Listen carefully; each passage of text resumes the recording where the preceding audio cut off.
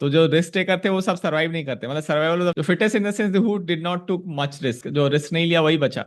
और उसी के जीन हम लोगों में है mostly, most of us are दस genetically map to those guys who were risk averse. तो ये लॉस एवर्सन जो है वो हमारे में डीएनए में इनबिल्ट है because of that. So how individual elevate potential gains and losses, highlighting that people feel the impact of loss more strongly. तो नोबेल अवार्ड एक्चुअली इसी चीज के लिए मिला था, लॉस एवर्जन का। उन्होंने एक सिंपल सा चार्ट है, बहुत ही सिंपल सा चार्ट है, वही थी उनकी थीसिस, यही थी कि 50 rupees gain is not equal to 50 rupees loss, it is higher than 50% loss. Even 40% loss will compensate for 50% gain. मतलब जो गेन 50 रुपए का भी हुआ और लॉस अगर 20 रुपए का भी हो गया तो आप लड़ोगे, जैसे मेरे हमारे साथ होता भी है कि एक स्टॉक परफॉर्म नहीं कर रहा है तो उस पर 150 कमेंट आते हैं। तो ये वही है, वो कुछ स्टॉक्स जो हैं मैंने इन्वेस्ट किया है 1700% रिटर्न, उस पर कोई बात नहीं होती क्योंकि पीपल आर थिंकिंग कि इसको अवॉइड करना है कैसे। मिसिंग फिंगर सिंड्रोम इसको बोलते हैं, मिसिंग टीथ सिंड्रोम, मतलब कि दांत आपके अगर किसी ने उखाड़ दिए कहीं पे तो आपकी जो जीभ है वहीं पे जाएगी जहां पे दांत नहीं है, ये बाकी 32 पे कोई ध्यान ही नहीं है उसको, वो 30 सेकंड जो मिसिंग है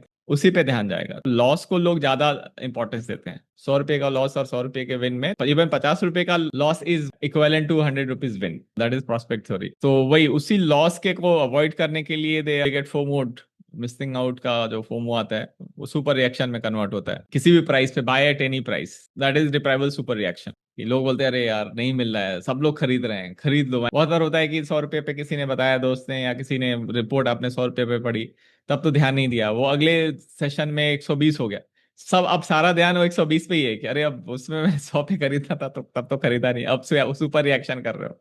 that is FOMO, you are behaving like a dog. पहले तो 100 रुपये मिल रहा था तो लिया नहीं, अब आपको मिल नहीं रहा है 100 रुपये में तो आप उसके लिए बिडिंग कर रहे हो, आईपीओ में यही होता है। So that is the tribal syndrome, this is one of the biggest flaw in current modern world, modern investing में। इसीलिए उनको नोबेल अवार्ड भी मिला क्योंकि ये बहुत ही अननोटिस था बट लोग people were following for it, और जितना सोशल मीडिया हो रहा है उतना ज्यादा ही हो रहा है।